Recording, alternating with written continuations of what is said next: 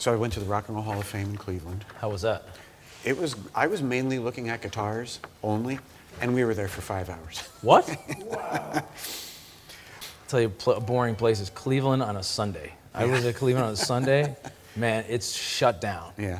I was looking forward to it, hanging out in Cleveland for the first time we got there. I was like, there's nothing open. We got there at like 2, went to the Hall of Fame, and we left the next morning early to get to Chicago, so we didn't do too much. Are you waiting on us? Yeah. Okay, we're ready. Say something. How you guys doing? It's Joe Barna. You know that already. I have an event coming up, and this gentleman to my left will be participating in that event. His name is Kevin Champagne. He's a good friend, former high school band director. I think we've gotten past that point at this point. We have? You don't have to call me Mr. Champagne I anymore. do not. I'm not calling him Mr. Champagne anymore. I am 50 years old. We are colleagues. Very happy to have you. Thank you so much. Thanks for coming and doing this last minute as well. My pleasure. So, you have agreed to play the opening set Yes. at my 50th birthday and my last birthday party I'm ever having.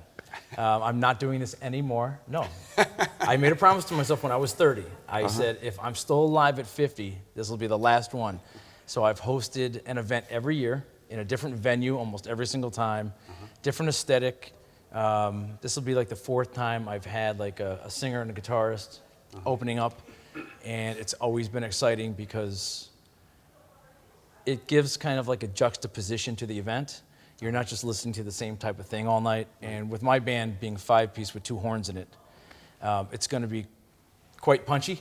so it would be nice to maybe have something a little different to open it up. And I'd like to get your feelings on that and any thoughts that you might have on what will be, in September, 35 years of knowing one another. So 35 years ago this September is when you graciously allowed this near high school dropout to join the school band. And I'm very glad you did. It's definitely contributed to a lot of positive things in my life and allowed me opportunities that otherwise I probably would have never had.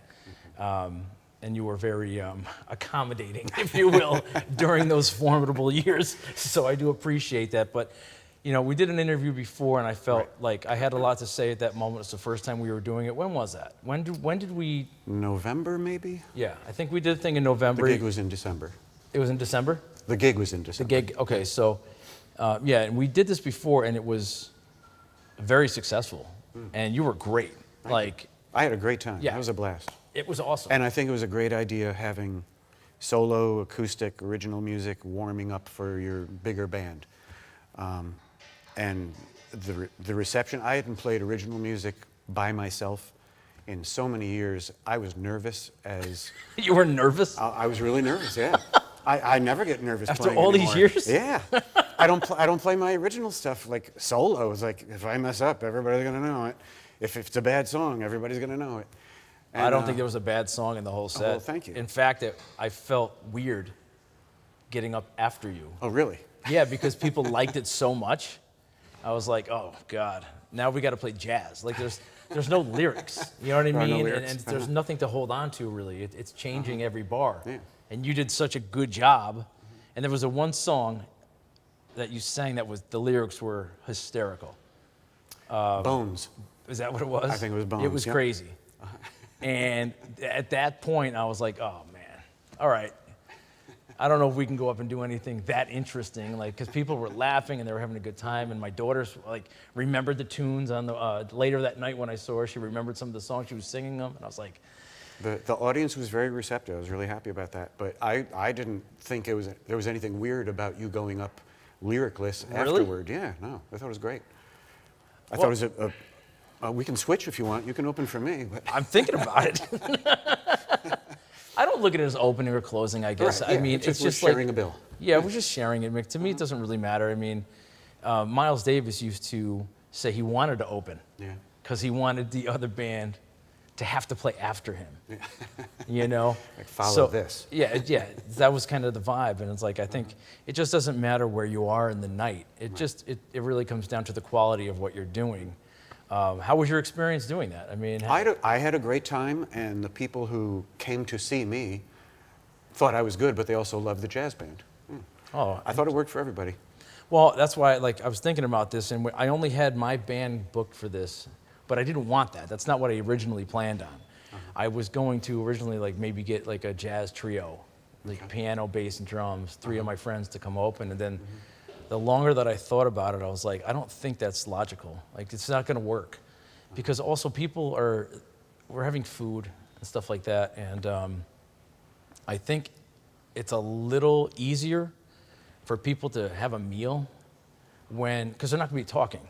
Right. You know what I mean? Right. So if you have somebody singing and playing guitar while they're eating, I think it's a little more accommodating than feeling like they have to be so focused on the jazz thing, you know? And I just thought about it. It's like, oh wow, no, Kevin. I said Kevin because it was so successful in the other space. And this is going to be the last one that I do. This is the 20th year. After this, I want to spend this weekend each year with my daughter, going away somewhere and I want to start doing more of the family thing. So, which I'm doing a lot now, but I think that's more important. I mean, for me, there's 3 birthdays: the day you're born, the day you turn 21, and the day you turn 50. Because if you've made it to 50, I think you're a success story. A lot of people. you're at the point in your life where you've got a young child and you want to spend time with them. I'd rather do that. That makes sense. And I was there. I didn't play out for several years while my kids were Well, you had little. 2. Yeah. You had 2, and a wife, and a house, and a full-time teaching job. I mean, you had a lot. You had a lot on your plate.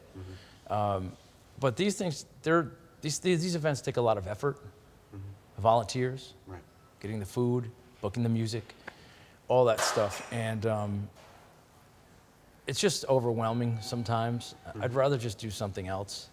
But I figured if I'm going to do this last one, I would like somebody with me, doing this with me that I know pretty intimately and I've had a long-standing relationship with. Right. I hadn't done the math. 35 years. It's been 35 years. I have a question for you that I never asked you. Uh-oh. And you could be completely honest. You sure? Yeah. How would you, and I think people, if people were to ask you a question, knowing our history, I think what they would want to ask, if I'm going to read their mind, is from that first meeting in September. Let's see, I just turned 15, right? So it was 1990, right? Yep. So that first meeting, September of 1990. Wow. Wow. Till now. And I'm curious myself, actually. I've never asked you. What is your perspective during that timeline, looking at meeting that little troubled kid, walking in, kind of being a pain in the ass, all the way till this point here now? How has your perspective changed or evolved over that time? Well, that was only my 3rd year teaching, and I had actually been warned about you by a couple people, and so I was ready for this horrible kid. And you weren't a horrible kid. You were just a kid who was just trying to figure out life, and you wanted to play drums. Yeah. And I remember you were a little hesitant to be a learner of what you kind of needed to learn to be a good drummer. Sure. And but then you got so much better, and I knew you went to college for music. And then I remember the first time seeing your band play after that, I was like, wow, he's using all the crayons in the box on this drum set. You were getting 6 different sounds out of each cymbal, and I was just really impressed then. And pretty much every time I've seen you since then, I'm like, oh, he's doing this different thing now. He's doing this new thing. He's getting more out of it. Your confidence has really grown. I think you might have had the confidence then. It was fake. It was fake. It's okay to fake confidence once in a while. It was definitely not confidence. I think it was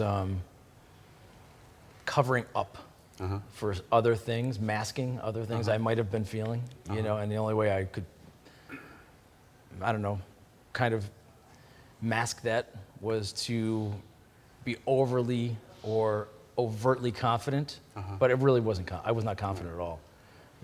So I don't think that's what it was. I know it was perceived that way, and to some people it might have been perceived as arrogance or something like that. But it really was due to my personal circumstances, things that were going on in my house. There was a lot of, I'm not going to get into it now, but it's going to be a long conversation. Yeah, there was a lot of turmoil in my personal life that I had to overcome, and I think that's that's how I did it. I used that, That's good. you know. You found But something. I mean, I think that our relationship has certainly evolved over that 35 years, going from the student to like the college kid that wants to come back and showing what he's done to, you know, the guy that's traveled around the world and all this stuff, and then come back. Now I'm a dad, Right. you know, and I think that has done a lot to settle me down and focus me and help me to see what's actually important, not what I perceive as important, but what is, I mean, raising 2 daughters and being the head of a household, it humbles you in a lot of ways. And now I finally understand why a lot of people can't come out all the time, or a lot of people can't be involved all the time. There's other things going on behind the scenes that are, Including just being tired. yeah, From doing all just that the stuff. exhaustion, just the exhaustion. But I guess I would ask, not just musically, you know, Well, yeah, I'm sorry to put you on the spot, but No. I'm actually curious. So about it, you know? musically, of course, so much better, and I'm really impressed with everything you've done. But personally, I've seen you mature. I've seen you gone from what, now that you're saying it, I see as that, like if a guy's going to get in a fight, he's like, oh, come on, bring it on. And then he sort of doesn't really mean it. He's hoping the other guy's not going to start the fight. Yeah. That you're just more really comfortable with who you are as a person, not just a musician. Yeah. And like you said, you get other people's perspective more than you used to. I think you were very much, here's what I think, and everybody should think it. And now you're like, maybe that's right, and maybe Well, that's right. I'll ask you, what do you think? What's your opinion? You know, Of what? on anything. Oh, on anything. No, yeah. I'm just saying. Right. I'm more curious Yeah. about like, well, what do you think about that? How do you feel about your performance? How do you feel about ours? Like, what do you think I could do better? I'm finding myself being more curious about evolving, not just playing, because I don't even play full time anymore. And not that I won't again. I mean, I don't know. Who knows what's going to happen? But I felt like part of walking away from it was feeling like a fraud. I mean, that's how I wrote I wrote an article and I said it. I said I just felt like an imposter. Like, I don't deserve this. I'm not good enough to have this. I'm good enough at business. I'm good enough at booking gigs. I'm not good enough at my instrument to be given these opportunities. So I got humbled really hard on a tour, and it was difficult to deal with that and try to like navigate my way through this past year and figure out exactly what I'm going to do. But I'm glad that you're playing a lot more, because you're out all the time now, and you got the coolest T-shirt. So that I wear I wore it today. You know, again. I wear it every day. Good. But I'd like you to talk about, like, if you wouldn't mind, I would like people to know more about how you feel musically and what your perspective is on performing, and like kind of what type of music inspired you to kind of write the way you write and sing the way you sing and present stuff the way that you do it. Because when I go see you, I've gone to see you now, I don't know how many times, probably over the years, it's got to be probably... At least a dozen. Yeah, I mean, it has to be. It has to be. And it's been different every single time, from the very first time at the, Italia or whatever in Troy. Oh, wow, that long ago. With Okay, Joe yeah. Conroy. Yeah, Joe Conroy. And then with Jim Iacchetta at like River Street Mike Pub. C. might have been in that band. Mike C. I think was playing bass. Yeah, I've seen different evolutions of the band, horn players, no horn players, duos, solo artists. I feel the same way about you. Like, every time I see you, it's like you're unwilling to do the same thing exactly the same way twice. It's always a different arrangement, different band name. Sometimes it's a solo act, sometimes it's a full band. And it's been interesting. What keeps you wanting to do it? So my influences, I listen to everything, but the Beatles is the main thing. Wow, I didn't know that. Oh yeah, and when I'm writing, I don't necessarily try to do different styles, but just like the Beatles did on the White Album, for instance, I mean, like every song is completely different. I don't shy away from that at all. I don't think, because I'm recording right now, I'm not trying to have a sound on this album. I'm just trying to write these songs that really have nothing to do with each other. There's not a sound. There's like a country one, there's like a psychedelic one, there's a pop one, there's a Beatle-y one that I purposely did like in a Beatles style. So my influence is kind of everything. I listen to jazz, I listen to classical, I listen to rock. But when I'm performing, even, and when I got back into performing again, I was a little nervous again, you know. It's one thing to have It's so your hard. back. It's weird to hear that. Man. It's one thing to have your back to the audience and you're conducting, and the other people are playing. I'm just waving my arms around. But when I first started performing again a few years ago, I was like, okay, I hope I don't screw up. I hope I don't screw Well, up. they're staring at you again, man. They're staring, even when, you know, it's like a bar gig where they're not necessarily paying attention. It's still, it was a little intimidating. Somebody's paying attention. Somebody is. Somebody is paying attention. But I had a gig the other night, and it was just a solo gig. And I feel like when I'm playing, I am so into the music. Like, I've seen some like acoustic performers get up and they're just playing the song, and they're not putting anything into it. And I feel like I'm almost getting too emotional. Like it's almost like a cabaret show. Like I'm styling things to however I want them to sound. Because when I'm practicing this stuff at home, you know, it's late at night and I'm just, okay, I pretty much know this song, and I just start, well, maybe I'll play it like jazz, or maybe I'll play it like reggae, or like I just screw around a lot. Yeah. And then I start to think, maybe I'm going too far with this. No, maybe I'm becoming a parody that's of myself. impossible. No, because you know what? It's just giving you just another perspective, you know, and maybe you won't do that song in a different style, but maybe you'll write one like that. Your own way. And the other night I broke into like a George Benson thing where I'm scatting along with like I did that for like 45 seconds before actually starting the song. And it worked pretty well, I thought. But yeah, I think, and I don't really want to call myself an artist, but you know, I'm a musician. I've got that in me. You know, you've got to be true to yourself and keep excavating those feelings and your talent and figuring out where your skill level is and can you breach that, and how often should you try to breach that so you're not. Well, you got to refine your sound, refine your art, and also learn how to edit. Oh yeah. Oh, definitely. Yeah. You know, learning how to edit is very important. You don't have to have everything happening all the time. No. Sometimes like just that space. I'll be on a gig with my band, I'll just stop playing. And it'll just be like the bass and the horn. And for me, that's just a sound. You know, sometimes it's what you leave out. You know, I'll tell you this. Every single time I've seen you play, you seem so happy. And you didn't do it a lot for a very long time. You didn't really do it. And I already know the answer, but don't you think that makes a contribution to how good it feels now? Because you got it taken away from you for so long. Definitely. I wouldn't say I got it taken away. I took it away. But life, you can't do everything, bro. You right. only have so many hours in a day. You can't do everything. Right. I love playing. Even when it's by myself, I love just making the music. But when I'm playing with like Kevin Pete, I love playing with Peter. And we've got a third guy, Craig, and then we're Bugnut. And I mean, we're laughing in between songs. We're laughing during songs.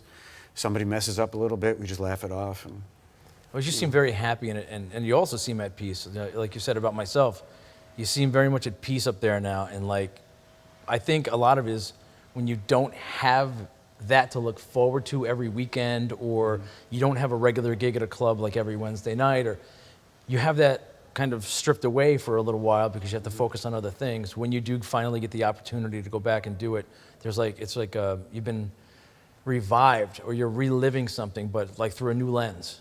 You know, right. I think that adds to it. I started playing a little more lately, and it was because Jeremy Gold, who's running the jam session that I used to run at 518 Craft, he was doing it with his quartet. The drummer didn't want to do it anymore. But I'd been going down every week and sitting in and supporting them. And I said, hey, you know, I don't want to do this all the time, but I realized he left and he recommended me to do the gig. He's a good friend of mine. He just didn't want to do it anymore. And I said, I'll cover for a while until you get somebody, you know, or if you need somebody, just call me, whatever.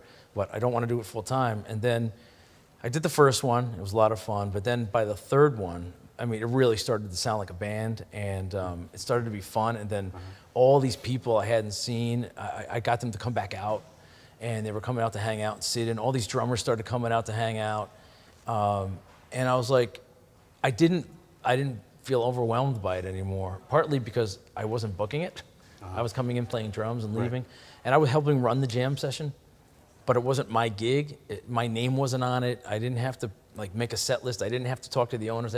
I could just go and play, and I said, if I could do more of that, if I could do more of a sideman role, or I could do a mix of some band leading for certain concerts or playing out of town and play in town a little bit, maybe I could find the joy again.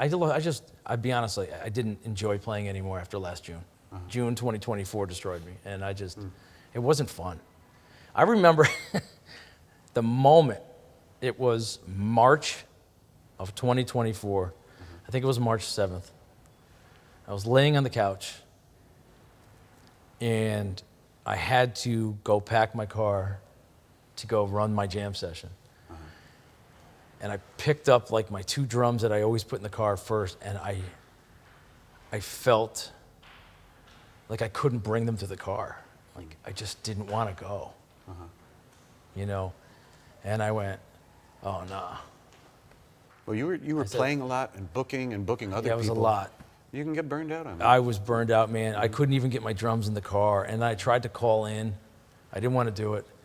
And then I did it, and I went there, and I remember I kind of snapped at somebody over nothing. And that's when I went home that night, and I said, I'm not doing that. I can't do this full time anymore, because now I'm irritated to do it. And it's not because I don't love music, it's because I'm exhausted. Like, it's too much. It wasn't fun anymore.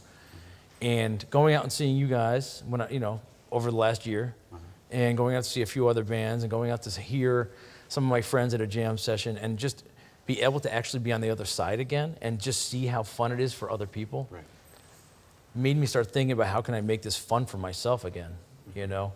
And stuff like this. I want this to be fun. I'm doing this Jazz Birthday Bash on August 24th. It's on Sunday the 24th. We're going to open the doors at 6. The show is, I think it's 7, what are we doing, 7 to 8:30? Something like that? I don't know. Whatever we tell, it's all over the internet, you'll see it. But I just wanted to organize an event that I thought was going to be fun, not just for everybody else, but also for me. Right. I want to sit and listen to you play. I don't want to just sit there and go and play and then leave and have me be like the attraction. I want to go enjoy somebody else too. I want to kind of get warmed up a little bit, and I want people to be in a good mood and be happy. And it's just like, well, who's going to make these people happy? And I was like, you're the first person that popped into my mind, because the last like 5 times I've seen you, you're just on stage smiling the whole time. You're having such a good time. And I know you have these originals now that you want to get out there more, and people really like them. Like, I didn't expect that from you. I mean, not that the quality, yes, but like, the lyrics were so thoughtful. They were so thought through and funny, and like, there was humor, there was sadness, there was not quite Weird Al, but there's some comedy in there. Yeah. No, but there was humility in the lyrics. There's humility in the writing. There's humility in the songs, and I just seeing how people received it. My mother was laughing. My daughter was laughing. You know, they weren't laughing because what you're doing was funny. It just lightened the mood that deeply. You know, so I'm like, okay, that's what I want. I want to start this thing out with something that's light, because what we do is a little more dense and it's heavy. But people are going to be enjoying appetizers, a dinner. They're going to be enjoying the desserts. We're probably going to have a champagne toast. They're going to have serving beer and wine. The coffee bar is going to be open. My band's going to be in town with Stacy Dillard, Greg Glassman, John Esposito, James Robbins, and myself. Great band. Great band. We're actually playing, that band is playing at Smalls in New York City that Thursday. Oh, really? Okay. Yeah, cool. we're going to be live streamed all over the world on Thursday. Oh, nice. But that will be with Fima Chupacan on piano. But I just want this event to be enjoyable. I don't care that people leave feeling like they have the mind blown. That's not the point. I want them to leave going, I'm really glad that I invested my time and my money into that event, and I'm going home with that memory. I want them to feel good about it, you know? So that's the whole point of putting this whole thing together. I don't really like having parties. I don't mind doing gigs. You go, you're on stage, you can leave. You know, I don't know how you are, but I don't like crowds. I'm okay with crowds. I don't like crowds. If you go to my gigs, I always wind up outside during the set break. Well, yeah. or something. I try to get away because, you know, after 20, what is it? I did 26 or 27 years straight of playing full time with some jobs mixed in with that. Worked on a cruise ship, lived in Dubai. I'm in all these situations where I'm usually the band leader or I'm expected to be speaking to people the whole time. Right. And I think that's part of what exhausted me. I just don't have that much to say about this many different topics in one night to this many different people or this variety of people. I love them, and I'm so glad that they're supportive and they're coming out. And believe me, I appreciate every single person that takes the time to go support an artist. Right. Not just me, that goes out to support any artist, because it's tough right now. Not if you're in a cover band, you're good. You're good. It's like we're back to the 80s. Cover bands are the thing right now, and they're playing everywhere all the time. But since COVID went away and things started to open back up, all those years between the 90s and up till 2020 of building the artists scene, you know, original music, maybe some weird stuff, some avant-garde type stuff. Those venues, they didn't bring it back. There's not a lot. No. There's not a lot. So believe me, there weren't a ton before. But there was more. Believe me, I was playing all the yeah. time, and I was playing my original music all the time. And now it's like it's a struggle. It really is a struggle, which is why I'm doing this, and I'm trying to introduce people also to this venue. They're not really doing music right now, but they have such a good cool space. It's a cool space. They got a great room, and then Alias is going to open back up again in Troy. 518 Craft in Troy is starting to host more things and take more risks. Like I'm doing a concert tonight. It's Monday, August 11th right now, and I have a show tonight with an organ trio, and it's inside and it's a concert type environment. You know, they're trying. Whiskey Pickle, the Whiskey Pickle in Troy built a stage in the back. They're trying. There are some venues that are saying, you know what, we need this, because not everybody. No offense to cover bands. You know, it's not my thing. Right. But I don't feel bad about cover bands. There's a huge market for it, so I think it's good, and musicians are working. But when I see these venues in very small amounts, but they're starting to pop up and go, we need a space for the artists. We need a space for the people that are doing their thing. You know, there's a glimmer of hope. There's a glimmer of hope, and I think inevitably it has to come back, because so many people have a voice and a vision. You know what I mean? Yep. You should be playing your originals more. I mean, you're always going to get a better reception. I'm telling you. As a guy that has almost exclusively played his own music for the last 15 years, you get a much better reception from playing your stuff because you're invested into it. And I think people feel how invested you were into those experiences. Right. You wrote it about a girlfriend. You wrote it about one of your children. You wrote it about some struggle you've had in your life. And when you go to sing it and perform it, that's all in there, man. You know, you can sing a Beatles tune, but you weren't there. Right. So you can. It's like the cubic zirconian version of the Beatles. You know, it's always going to be because you weren't there. But when you're singing about your own kid, I'm telling you, I can't tell you how many times I've cried on stage. I go to play a song or announce a song about my daughter, and I can barely get the words out. I'm like choking. Oh, I've been there too, and it's difficult because I'm singing too. I couldn't imagine. God, bro. I hope I get this next line out. Yeah. So it makes it more real for them because they're seeing you get vulnerable. Even right now, just talking about it, I'm about to get emotional because I love my daughter so much, and I want her to have everything, you know. And I don't know if I can do that, you know, which is also part of why I feel the way I do. Because I want to be able. Things. You're a good dad. I'm a good dad. You're giving her what she needs. She's wonderful. She's wonderful, and she loves the Beatles. She knows 5 Beatles tunes on guitar now. Oh, wow. Yeah, Great. she plays guitar every day. But this has to have more meaning for me at this point in my life. I think that's what I realized in that year, from July 1st to July 1st, that music can no longer be a sport for me. Every single time I sit down to play, it has to mean something. It has to be purposeful. And it's got to be with people that I want to be with, not just people that were available or people that wanted me there. I have to want to be there as well. I can't just take it because it pays $100. It has to be an art instead of a... There has to be some art involved in it. It can't just be the sport. Right. Because music can turn into a sport. These guys that are...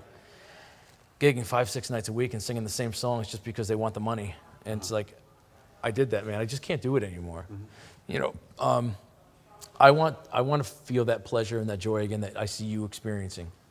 You know, Right. and then the audience will receive that from me. If I can find it for myself, they're going to receive that from me, and they're going to give me that back. I feel it when I've seen you play. Yeah. Oh, I'm trying. You wouldn't want to hear me play like last summer, you know? Like, I'm sure you were fine. no, I didn't play for a long time. In fact, I played at Smalls for the very first time as a leader this past April 3rd. And I was sick for a week. I was in bed for 5 days before I even went to that gig. And I almost canceled the gig the day of. And I said, nope, you took the gig. You've been waiting 15 years to do this gig. You're going to go down and you're going to play. And I hadn't played the drums barely at all. And it's like, oh my God, it's like the biggest gig I've ever done in terms of like the audience size because it's streamed. And I went down there, and the minute Stacy Dillard walked into Smalls and gave me a hug, my illness kind of subsided for that 3 hours. And I felt very horrible after the gig, but Same thing happens to me. I can go into a gig feeling, oh, I'm sick, got a headache, whatever. At the end of the night, I'm like, what? I feel great. yeah. Then it comes back sometimes. It comes back, but It's you like know, adrenaline. that was kind of the moment. That April 3rd gig was kind of the moment where I was like, okay, it has to be like this. It has to be like this.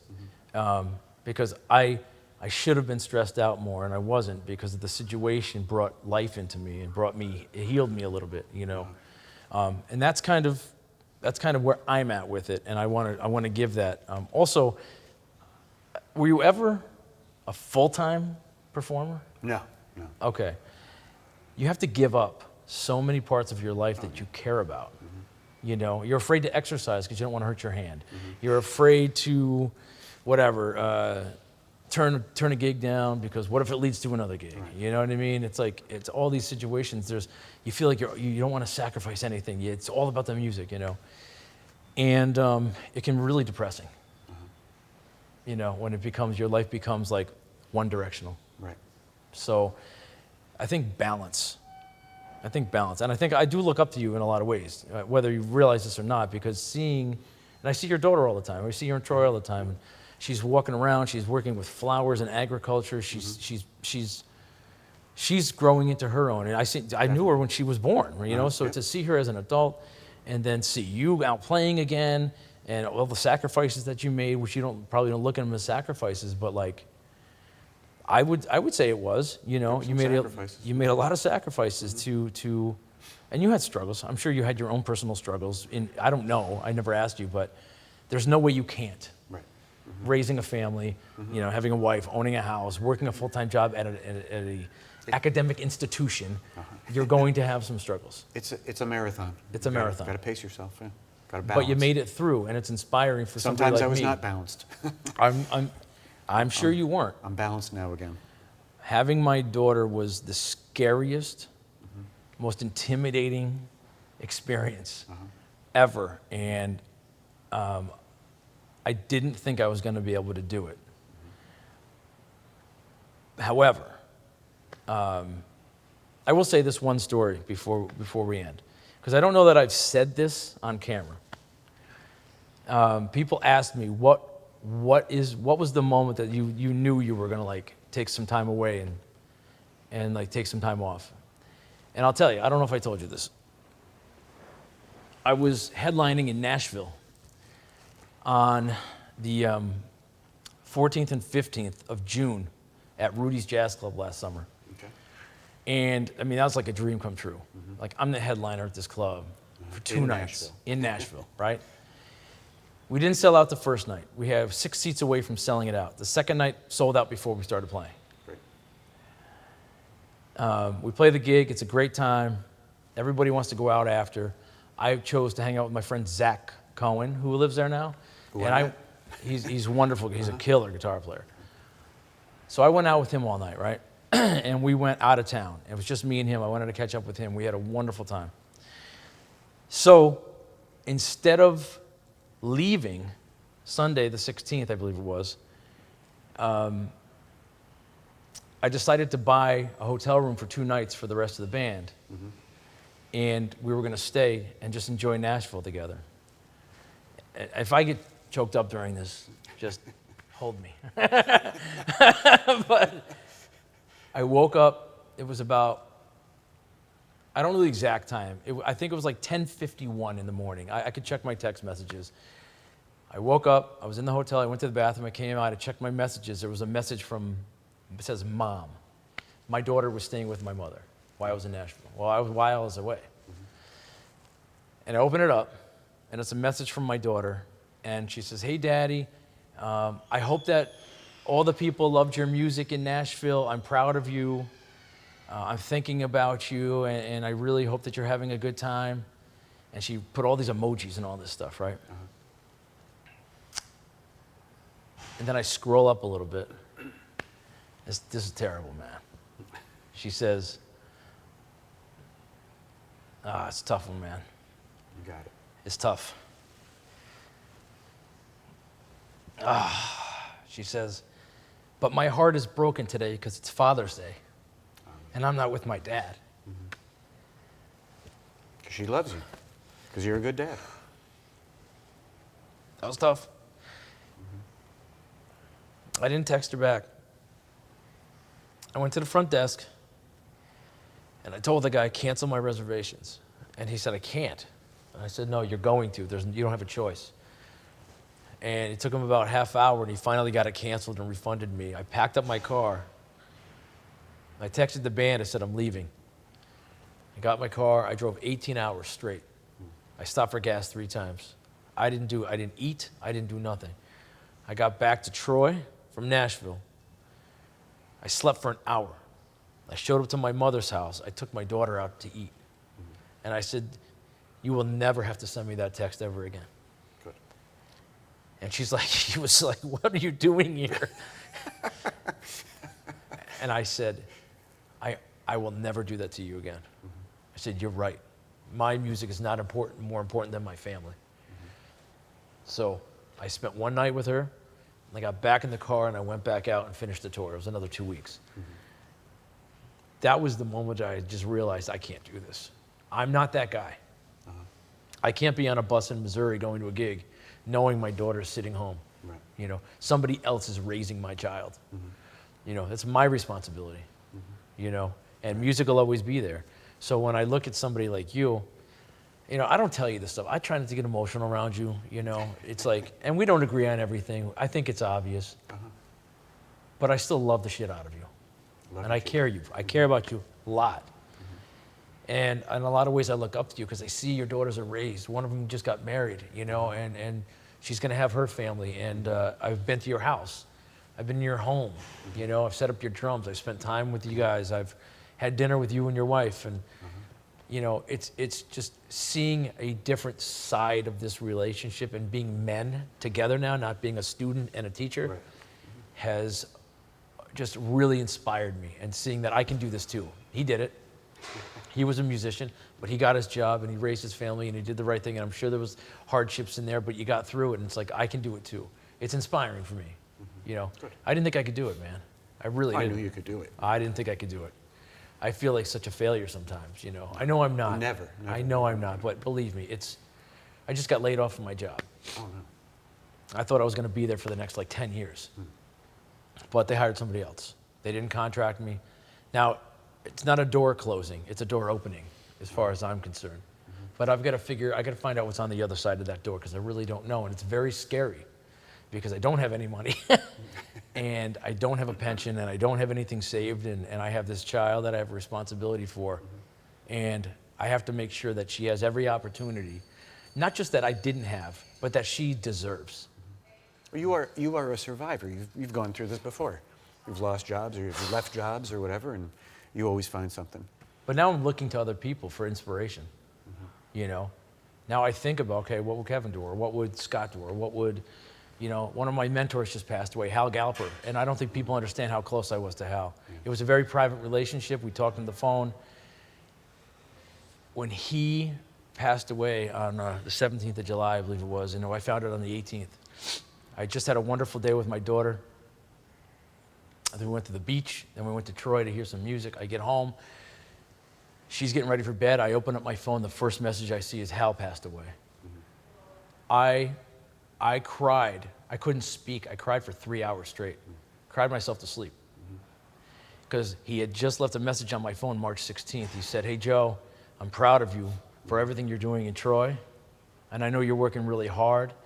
And he goes, "I want to gift you my grand piano from my house to put into Alias. I'm not going to charge you for it. Just have it moved and you can have it. I want you to have my piano." And I couldn't afford to do it. I didn't have the $1,000 to pay the movers to go both directions. So I sent him a message and I said, "Sorry, I can't. I don't have the money to pick that up." And then I called him back and I got his voicemail. I left him a message. The whole day or the whole week before he passed away, and I hadn't listened to these in 10 years, his online master classes. That entire week for 5 days straight, I listened to a different master class. Yeah. I don't know why, okay? So that Thursday, I had the phone in my hand, and I was gonna call him, and I said, "It's probably not a good time right now. I know he likes to sleep in, he goes to bed late," so I didn't call him. The next day, he passed away. So he had such an impact on me. What's the point of the story is that there's these people in your lives that can have such a positive impact on you if you allow them to do it. And you got to look past all the bullshit. You got to look past things that you might not agree on. You got to look past, maybe you have differences musically, maybe whatever. But you have so much to learn from people that if you can get out of your own way long enough to just get those lessons from them, you're going to be a much more fulfilled human being, and they will be too. You understand? Works both ways. Yeah. So I appreciate you sitting down today, and whatever students have gotten from me, I've also gotten from them. I've learned that it's a two-way. too. Yeah. I just had a little taste of what you did by working at a school for 7 months. Yeah, that's right.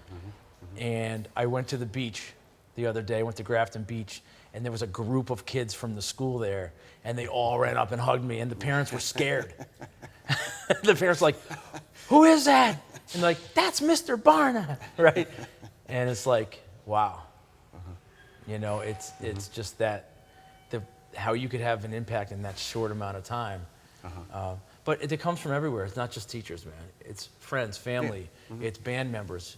Everybody can have an influence and a positive impact on one another if you allow them to do it. So, but anyway, I appreciate you doing this. Please come to the birthday party. I know we got off track. This is supposed to be. I don't care. This is a great conversation. I love you. I appreciate you. Great to see you, Joe. August 11th, August 24th. Today's August 11th. August 24th, Alias Coffee, Albany, New York, on Pearl Street. Kevin Champagne will be performing. My group will be performing. Huge dinner, huge event.